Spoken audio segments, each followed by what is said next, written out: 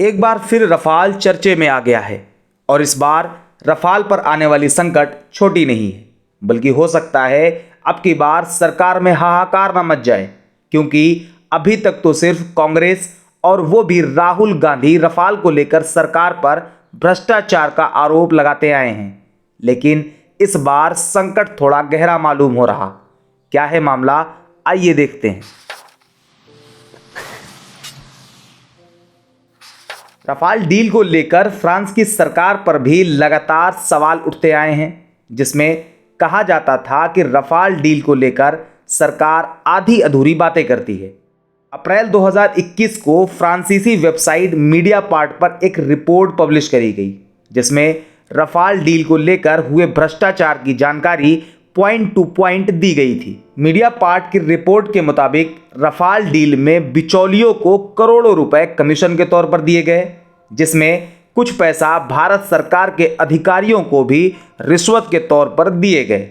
Mediapart का यह दावा कोई छोटा मोटा दावा तो था नहीं, बल्कि फ्रांस की सरकार पर एक बड़ा आरोप था, जिसके जवाब में डसॉल्ट एविएशन ने कहा उनके ऑडिट में ऐसी कोई बात सामने नहीं आई है। लेकिन उस रिपोर्ट का असर फ्रांस की सरकार पर दबाव के रूप में दिखने लगा और मजबूरन सरकार को रफाल डील की आपराधिक जांच के आदेश देने पड़े।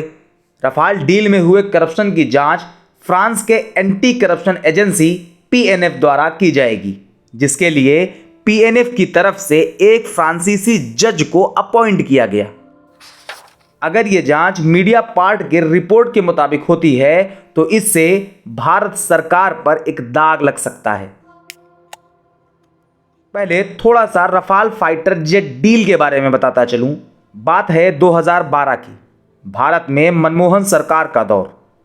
उस वक्त की कांग्रेस सरकार फ्रांस की कंपनी डसॉल्ट एविएशन से एक कॉन्ट्रैक्ट साइन करती है, जिसमें फ्रांस भारत को 126 रफाल फाइटर जेट देने की बात कही गई थी और इस डील में भारत की तरफ से HAL हिंदुस्तान एरोनॉटिक्स लिमिटेड को इस डील में डसॉल्ट का पार्टनर बनाया गया।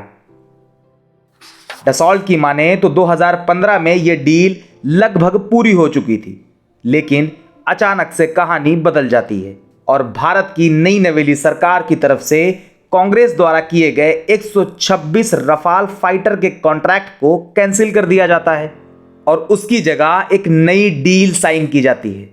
इस नई डील के मुताबिक फ्रांस की तरफ से डसॉल्ट एविएशन द्वारा भारत को 36 रफाल देने की बात करी गई थी, जिसके लिए भारत सरकार की तरफ से $9.3 मिलियन यानी लगभग 70,000 करोड़ रुपए दिए गए। साथ में डसॉल्ट के भारतीय पार्टनर HAL को भी साइड कर दिया गया और उसकी जगह अनिल अंबानी की कंपनी को डसॉल्ट का पार्टनर बना दिया गया। इस बात को भी मीडियापार्ट ने अपनी रिपोर्ट में मेंशन किया हुआ है। मीडियापार्ट कहता है जब HAL के पास एविएशन का एक्सपीरियंस था तो उसे हटाकर अनिल अंबानी की कंपनी को कॉन्ट्रैक्ट क्यों दिया गया, जबकि उनके पास एविएशन का कोई एक्सपीरियंस नहीं है। इन्हीं सारी बातों को पॉइंट बनाते हुए फ्रांस की एक NGO शेरपा की तरफ से साल 2018 में रफाल डील में हुए करप्शन की जांच को लेकर मांग करी गई, लेकिन उस वक्त पीएनएफ ने उस पर कोई कदम नहीं उठाया। लेकिन कहा जा रहा है कि इस बार मीडियापार्ट के वेबसाइट पर पब्लिश रिपोर्ट के दबाव में पीएनएफ ये जांच करा रही है और यह जांच 14 जून से शुरू भी की जा चुकी है, जिसकी जानकारी बीते फ्राइडे को पीएनएफ द्वारा ही दी गई।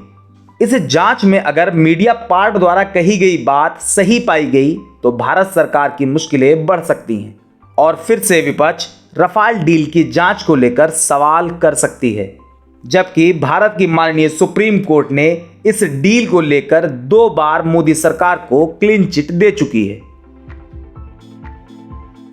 आज के वीडियो में इतना ही।